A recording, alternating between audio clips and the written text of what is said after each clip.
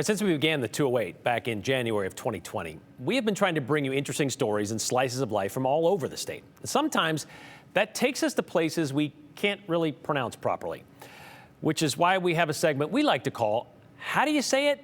For example, Idaho, because of its original residents. They have a lot of places out there with Native American names and a few that don't really roll off the tongue so easily for, longtime Idahoans or newcomers alike. Back in January of 2021, when going places really wasn't encouraged, we decided we would crash a Zoom call with our sales team to find out how you say this place where the Nez Perce first welcomed the Corps of Discovery. There's a tiny town in Clearwater County with a name that's a bit... Can you see that? I can. Unclear. I would say Weippe. Good guess. It's a good guess. Weippe? Weippe, is that how you would say that? Yeah, I think it's either Weippe or Weippe or Weep. I don't know. You know who does know? Those that live and work there, like David Thompson. How do you say that? We say it Weippe. Weippe. My wife and I, we moved up here in 2008. We thought it was going to be this beautiful word like Weippe, something to that effect. And we get here, turns out that it's just Weippe. Just Weippe? It's just the place where Lewis and Clark first met the Nez Perce in 1805. Weippe. But its origins are unfortunately just as unclear. And what Weippe means, also up for debate. It's also not the only question in this small town. Like, why is there a gorilla on the water tower? And how old is their mayor, the longest serving mayor in Idaho, who's been in office since 1968? We'll save those for another day. But the name, Weippe. well, it even has its own YouTube video. The name of the town is Weippe, Idaho. Not Weepy, Weippe, or Weippe. Weippe, Idaho. All right, we got it. But that also leads us to our next question. What do you call yourselves? A lot of us call us Weippers. Weippers. Weippers. Wow, okay. I'm sure that's been messed up a few times. That is for sure. Because we've had people call this Weippe. So that would make you guys wipers if that were the case. We wouldn't want to be the wipers. Well, the meaning of the word Weippe has been hard to nail down. It either has something to do with how old the place is, maybe something to do with a spring of water nearby, or it could be the camas flower, according to Weippe.com. As for the 8-foot gorilla on the water tower, that used to be the high school mascot from 1927 until 1970, and then the middle school mascot until 1989.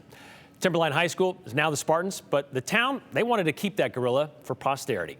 The mayor, Norm Stedman, we talked about, he actually did retire in January of 2022 after 53 years in charge of Weippe, making him the longest serving mayor ever in Idaho, which shows you can't really wipe out Weippers very easily. Okay, so there's another small town up north, just outside another small town of Cottonwood, who has been stuck with a name it didn't want for almost a century and a half. The town and the story began in the 1880s, with the first settlers being German Catholics, which is why, alongside a once thriving sawmill, it's also home to the oldest church on the Camas Prairie, where services began in 1887. Just one of the few little-known facts as we're getting to know and how to say Keuterville or Keuterville. Hello, Keuterville. Just 1 moment, please. Did you try Rhodanus? That's down in Cottonwood? Apparently we're on hold because, well, I don't know why. Hello, I'm sorry. Oh, that's fine. Is this Linda? Yes, this is.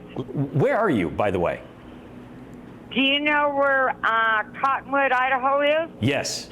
Or you know where Grangeville is? Yes. I am 6 miles east of Cottonwood. All right. What's the name of your town? Keuterville. Keuterville, not Keuterville. Keuterville. Do you know how the town got its name? Yes, I do. How? It was supposed to be named Keuterville, Keuter, and then when they took it to Mount Idaho to record it, it was spelt wrong. It was spelt Keuterville, and nobody wanted to pony back over there and change it.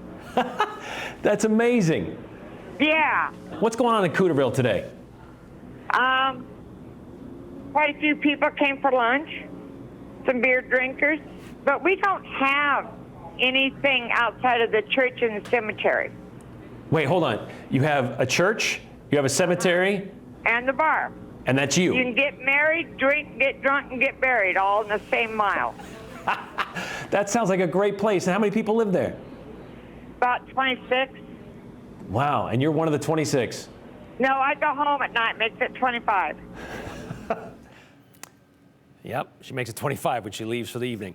Nobody wanted to make the trip to change the name to make it what it's supposed to be. All right, there's a little bit of that who cares mentality in Keuterville today. Linda told us she has lived in Keuterville, or outside of it, I should say, for 26 years. And for the past 22, she's owned and operated the pub and it's called the Pub and Grub in Keuterville. Stop by. Her bar, though, doesn't have a computer. She doesn't have a cell phone, which is why we had to speak to her over the landline phone. Still, that didn't stop her from earning Businesswoman of the Year back in 2015.